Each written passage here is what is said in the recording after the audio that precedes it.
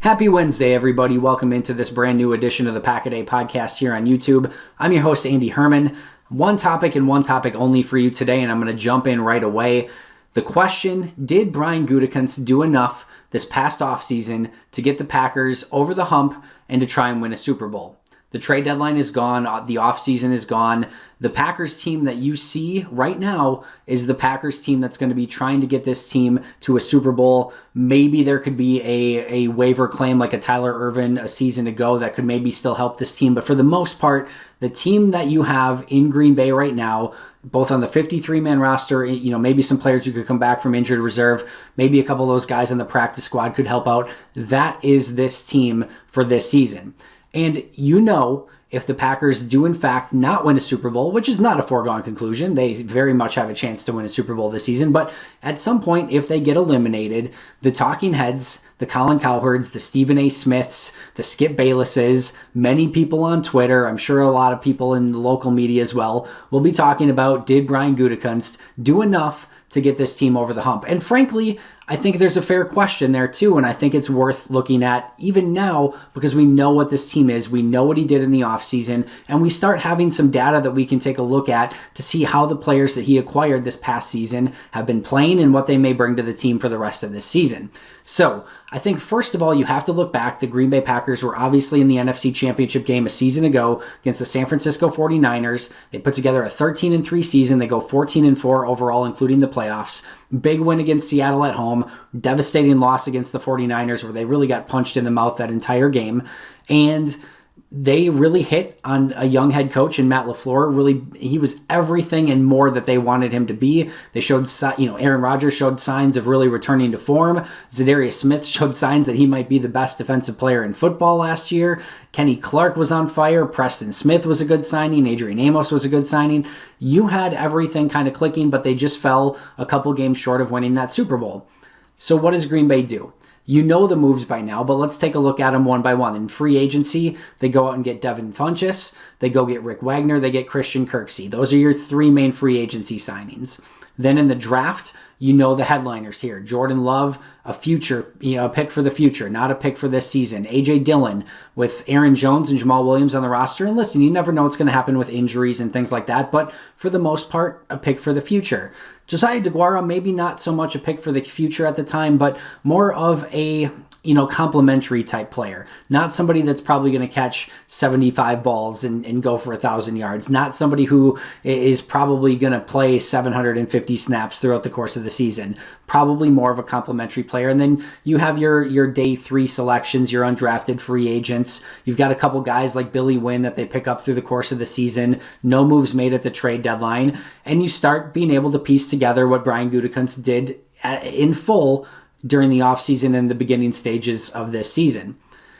And so far, the results have been on the field pretty good. 6-2 record, tough loss against Tampa, some fluky plays, a very disappointing loss against the Minnesota Vikings. Both of those games, the run defense still seems leaky.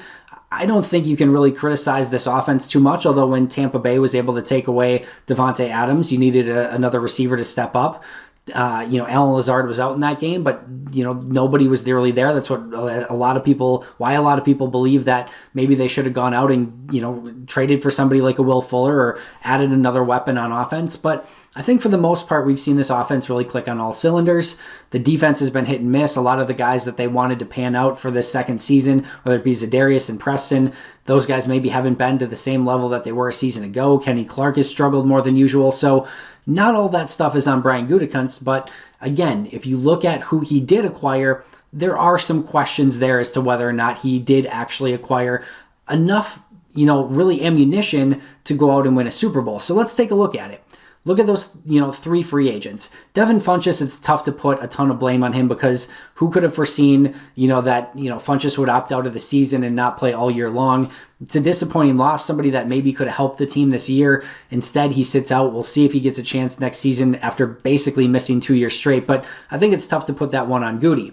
All right, so you get Rick Wagner, one of the players who's been really, really good this season when he's played, and really a very savvy signing from Brian Gutekunst. But at the same time, interestingly enough, not expected really to be the starter on this team. If everyone were healthy, this is probably, really was probably the seventh offensive lineman, right? Because David Bakhtiari was going to start, Jenkins was going to start, Lindsley's going to start, Billy Turner, they deemed the starter over Rick Wagner, and then Lane Taylor was going to be the starter at guard. When Taylor went out, they could have moved Billy Turner to right guard and put Wagner in at right tackle. Instead, they go with Lucas Patrick at right guard and keep Billy Turner at right tackle, and it's really only been a multitude of injuries that's got Rick Wagner in the game. So while he's played well, he was really only like the sixth or seventh offensive lineman on this team. And to be fair, it has paid off huge. He has played really great football, save for the time he had to go in at left tackle. But he's been a really nice signing, especially at a value signing for Green Bay.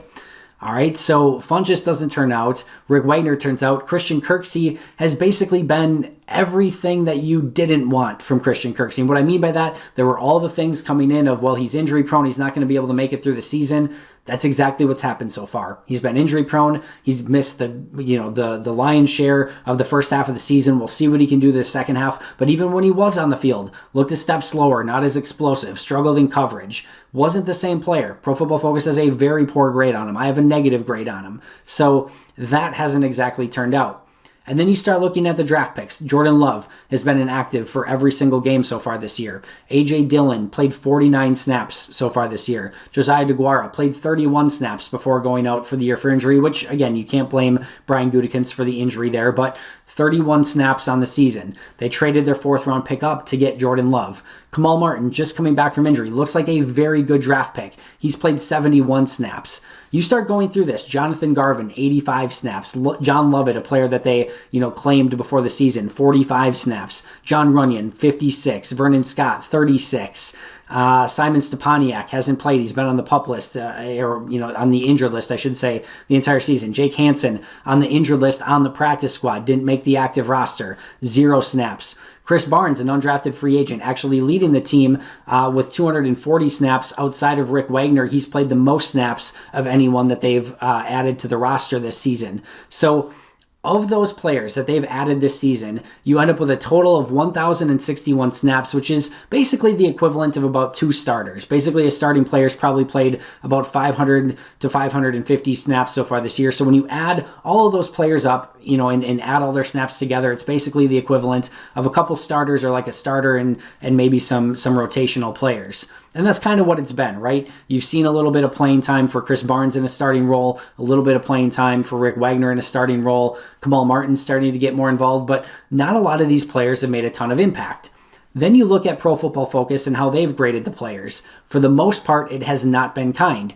A.J. Dillon, a 69.3, is sort of up there. Rick Wagner, a 77.5, and a Kamal Martin, a 67.1. Those are your 3 highest graded players for Pro Football Focus so far this year from those new players that he added to the team. Everyone else is at a pretty much below average grade, and if you average them all together, it's about a 57.1, which again is well below average. So the question comes up again, did Brian Gutekunst add enough to this roster? An NFC Championship team a season ago, Aaron Rodgers still playing in his prime, and really towards the twilight of his career, did they add enough to go out and win a Super Bowl? And I think you can make a strong argument that in this last offseason, the answer is no, that he didn't. However, I think it's really, really important to take a look at the full body of work from Brian Gutekunst to really make a full judgment on this. Brian Gutekunst, in a very strong way, did go all in. In fact, it was probably the most all-in move from any Packers GM from way early in the Ron Wolf regime. All right? Going all in to get Zadarius Smith, Preston Smith, Billy Turner, and Adrian Amos, basically all on the same day, was an all-in move.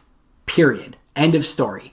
That is a ton of money that they wrapped into those players in 2019, specifically to try and fill in at the time that right guard spot, which was abysmal leading up to there. You had the Justin McCrays, and you had the Byron Bells, and you had all these players that were trying to come in and play those positions, and it was a consistent nightmare. Fill in Billy Turner. Pass rush. The Clay Matthews, Nick Perry era was over. They needed players to come in and really add to that pass rush. In comes Zadarius Smith and Preston Smith. All right?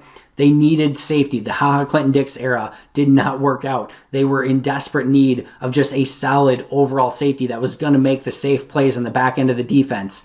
Enter Adrian Amos. Those were savvy signings that really turned this franchise around in a hurry. Add in the fact that they go out and they trade up in the first round to get the top safety on their board in Darnell Savage to pair with Adrian Amos. That was an all-in sort of move. Elton Jenkins, a guard in the second round, that is not a, hey, let's see how he looks in 3 years. When you draft a guard in the second round, that is a premium pick for a guard. That is somebody you are expecting to come in and play right away. And he did, and he's been fantastic. So Brian Gutekunst in 2019 did go all in.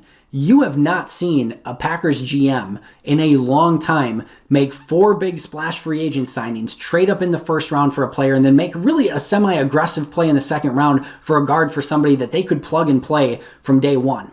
Those were all in sort of moves. Now you also have to take it with this understanding that Brian Gutekunst's philosophy, it seems, is going to be go super high reward in the first round, even if it's very risky, because those are often the type of players that are going to win you a Super Bowl if you hit on those all-in type of players.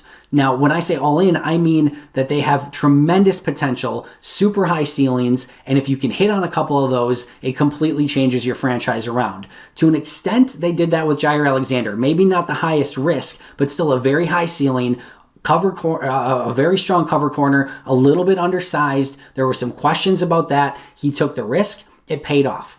Rashawn Gary, we don't know yet. There was a lot of question marks, a lot of risk, but the high-end reward for Rashawn Gary, if he ever pays off, is probably a top 5 pass rusher in this league. He is a long way from that, but he took a risk with that pick. Jordan Love, same thing. If he pays off, he has the ability to be a top 5, top 10 quarterback in this league. He has that type of talent. Whether he can or not will remain to be seen, but the philosophy is to take a high-risk player, a high-reward player with that first pick, and then fill in the rest of your draft later.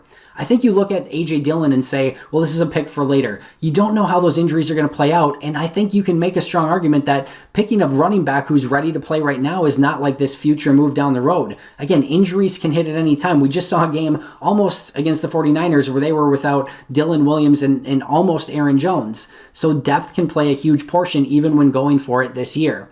So do I think that Brian Gutekunst ultimately did enough? It's tough because he didn't have the resources to really use this season from a free agency standpoint, and I think Rick Wagner was a savvy signing. I can understand why he went with Christian Kirksey, although it looks like maybe that wasn't the right move.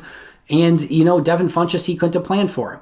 Could he have used that first-round pick with Jordan Love for somebody like a Patrick Queen, maybe a Michael Pittman, maybe a Chase Claypool, somebody like that? In hindsight, sure. But we don't know what Jordan Love's going to be, and that is a massive wild card that in lottery ticket that you still have for future seasons. So there's questions to be asked of Brian Gutekunst, and I don't know that I can fully tell you the answer today as to whether or not he acquired enough talent to get them over the hump. But I do know that this is a very good football team right now, and the Packers' general philosophy is to basically draft a year or two ahead, and that has worked for a very long time. It hasn't, however, resulted in a ton of Super Bowls, which is why this question continues to come up. Do I think Brian Gutekunst is doing a pretty good job? I do. And you look back at the 2019 free agency signings and his draft picks with Darnell Savage and Elton Jenkins to kind of go all in that season that carries over to this year. A savvy free agent signing in Rick Wagner. I think Kamal Martin's going to be really good and is going to be able to play an impact through the rest of the season. Let's see how this plays out. But before we jump to conclusions and say, you know what, Brian Gutekunst didn't do enough, remember that he did a lot in 2019. He didn't have a ton of resources in 2020 because in 2021, he has a lot of that homegrown talent that he needs to re-sign to keep the core of this team together. I would love to know. I'd be happy to know what you guys are thinking. Make sure to reply below and shoot me a message on what you're thinking. I'm really curious as to whether or not you guys think Brian Gutekunst has done enough or whether you would have liked to see him do a little bit more in a season where he has a ton of talent. I'm running long. I apologize. Thanks for sticking with me. I think this is a really fun topic to discuss. Make sure to check out Dusty, Steve, and Sarah on today's Pack-A-Day podcast, wherever you get your favorite podcasts. I'll be right back here tomorrow. But until next time, and as always, go Pack Go.